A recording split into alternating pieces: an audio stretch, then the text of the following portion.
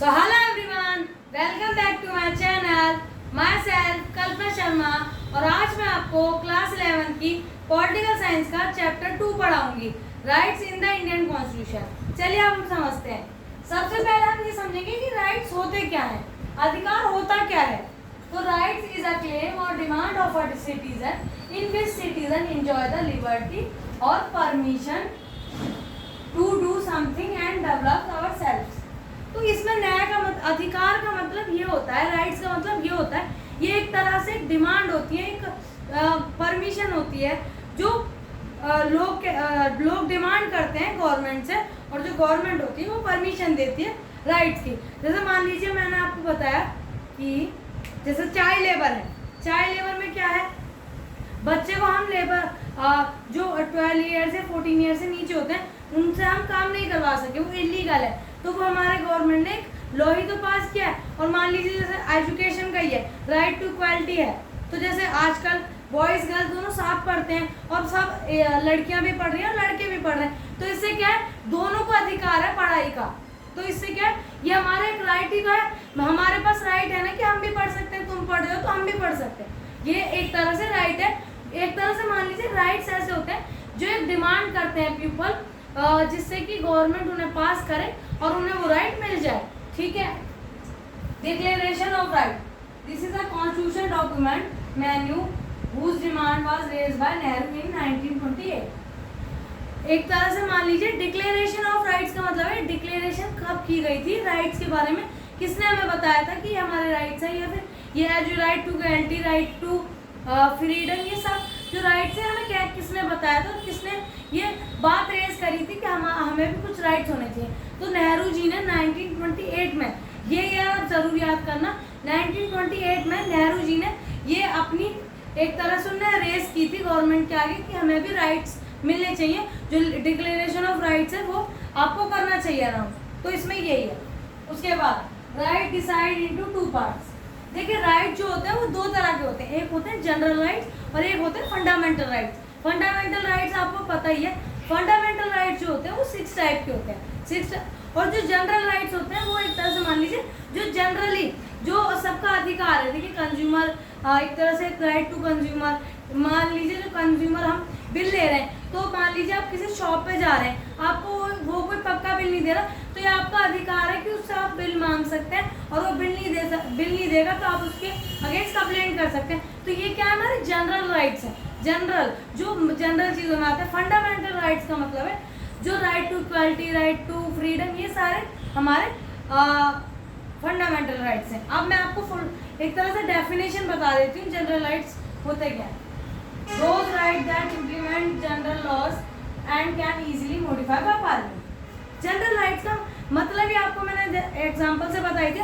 General right एक तरह से वो राइट होते हैं जो पार्लियामेंट इजीली उन्हें मॉडिफाई कर सकता है, इजीली उन्हें चेंज कर सकता है और इजीली इम्प्लीमेंट हो जाते हैं। जैसे कि मान लीजिए कोई राइट टू कंज्यूमर ही है, ठीक है, ये ऐसा लो है, ये इजीली से हम इसे चेंज भी कर सकते हैं, इसमें कुछ ऐड ऑन करना है तो वो भी इजीली कर सकता है पार्लियामेंट। और जो फंडामेंटल राइट्स होते हैं, फंडामेंटल राइट्स जो ऐसे राइट्स होते हैं जो एक तरह से एक स्पेशल प्रोसीजर होता है उनका इम्प्लीमेंटेशन का, जैसे कि राइट टू इक्वालिटी है, राइट टू फ्रीडम है, ये सारे ऐसे लॉज हैं, ऐसे राइट्स हैं जो ईजिली एक तरह ईजिली मॉडिफाई नहीं कर सकते, इनमें ईजिली कुछ ऐड ऑन नहीं कर सकते, इनके लिए स्पेशल प्रोसीजर है, वो पार्लियामेंट करता है और इनमें टाइम भी लगता है। पर जो जनरल लॉज होते हैं वो ईजिली मॉडिफाई कर सकते हैं और ईजिली उन्हें इम्प्लीमेंट कर दिया। तो आप इनमें अंतर समझ लीजिए, जो जनरल लॉज होते हैं उन्हें ईजिली मॉडिफाई कर सकते हैं, ईजिली उनमें ऐड ऑन कर सकते हैं, पर जो फंडामेंटल राइट्स होते हैं उनमें एक स्पेशल प्रोसीजर लगता है और उनमें क्या है, एक ये जो हम जैसे in comparison to general law में क्या होता है, हम इजीली कर सकते हैं इम्प्लीमेंट, पर जो फंडामेंटल राइट्स है हम उन्हें इजीली इम्प्लीमेंट नहीं कर सकते, उसमें टाइम भी बहुत लगता है और एक स्पेशल प्रोसीजर होता है। तो यही था इसमें। ठीक है। Constitution gives 6 fundamental rights. मैंने आपको बताई थी जो हमारा कॉन्स्टिट्यूशन है वो हमें 6 फंडामेंटल राइट्स बताता है। फंडामेंटल राइट्स, जनरल राइट्स नहीं, फंडामेंटल राइट्स। तो फंडामेंटल राइट्स में सबसे पहला आता है right to equality. Right to equality में यही आता है हमें एजुकेशन जितने भी क्षेत्र हैं, लेबर या फिर एग्रीकल्चर या फिर एजुकेशन, ये जितने भी सारे क्षेत्र हैं, इनमें सबको इक्वालिटी मिलनी चाहिए। मान लीजिए जैसे 1 घंटे का मैंने किसी को काम दिया है, एक औरत को दिया है, एक आदमी को दिया है, वो उतना ही काम कर रहे हैं, पर मैं क्या कर रही हूँ, आदमी को ज़्यादा पैसे दे रही हूँ, औरत को कम। पर ये इनइक्वालिटी है ना, तो जो जितना वो काम कर रहे हैं वो बराबर काम कर रहे हैं, तो उन्हें पैसे भी बराबर मिलने चाहिए।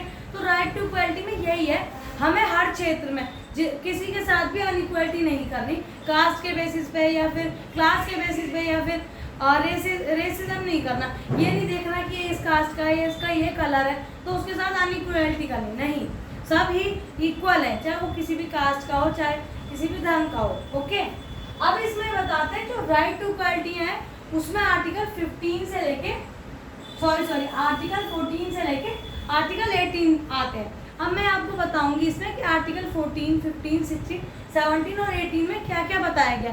यह आपके पेपर में भी आ सकता है कि आर्टिकल 14 में बताइए क्या है, तो आइए हम समझते हैं। ये राइट टू इक्वालिटी में आते हैं सारे article. Okay, article 14, equality before law and equal protection of law. देखिए, आर्टिकल 14 में ये है कि जो इक्वालिटी है वो हमें लॉ से पहले मिलनी चाहिए। मैंने आपको बता ही दिया ना, इसमें यही है कि जो इक्वालिटी है वो किसी भी ऐसा नहीं देख रही इस धर्म का है, इस कलर का है, या इस जाति का है, ये सब चीज़ें नहीं करनी चाहिए।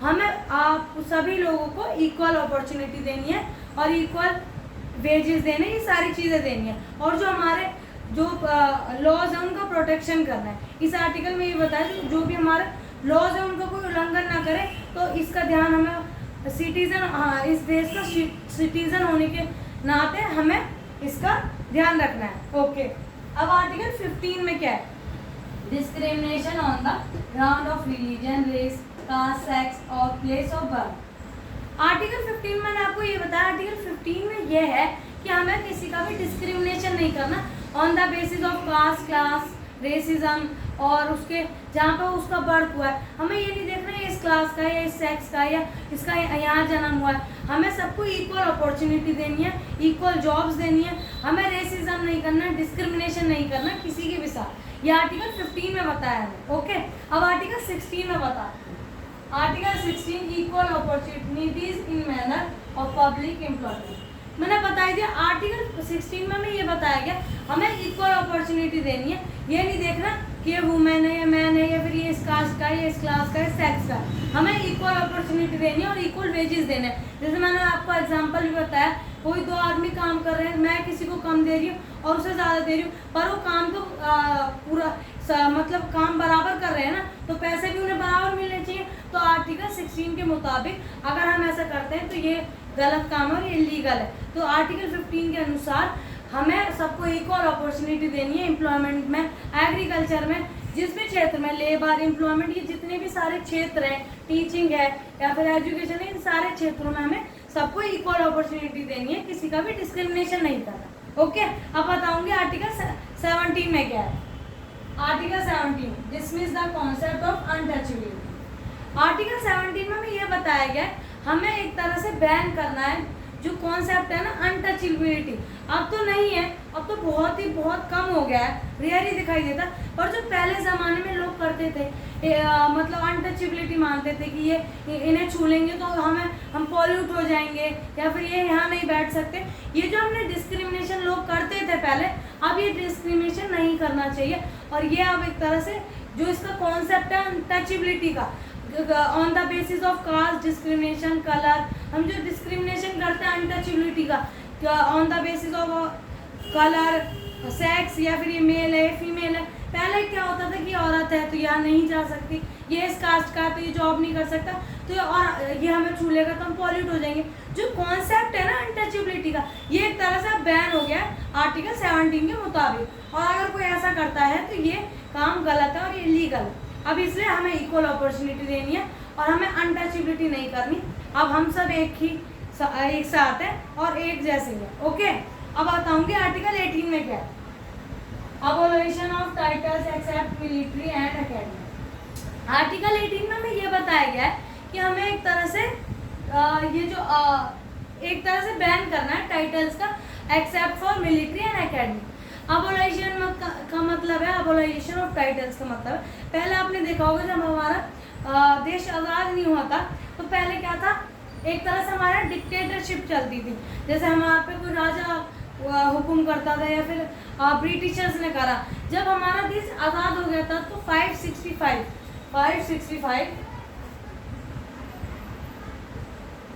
565 प्रिंसली स्टेट थे। उनमें क्या था, जो सरदार वल्लभ भाई पटेल थे उन्होंने अपनी मेहनत की उनने, और वो जो 565 प्रिंसली स्टेट थे उन्हें साथ ला के भारत बनाया।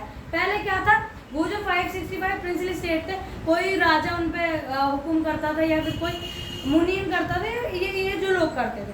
एक तरह से जो डिक्टेटरशिप है, जो राजा महाराजा या फिर और कोई लोग जो पहले जो कॉन्सेप्ट था, ये टाइटल दे देते ना कि ये राजा है तो यही हम पे हुक्म करेगा, उसका अबोलाइजेशन करना आर्टिकल 18 के अकॉर्डिंग। इसमें बताया गया सिर्फ मिलिट्री और जो एकेडमिक्स है इनके एक्सट्रैक्ट फॉर दिस, मतलब ये जो राजा और ये सब का कॉन्सेप्ट है, ये जो राजाओं ने ये जो पहले हम पे हुक्म किया, ये सारा जो कॉन्सेप्ट है उसे बैन करना है, यही आर्टिकल 18 के मुताबिक यही बताया गया है। तो आज की वीडियो में इतना ही, और हम अगली वीडियो में मिलेंगे। और वीडियो अच्छी लगी हो तो वीडियो को लाइक ज़रूर करना, कमेंट ज़रूर करना, और जितना हो सके वीडियो को शेयर करना, और चैनल को सब्सक्राइब करना ना भूलना। तो चलिए अब हम अगली वीडियो मिलते हैं।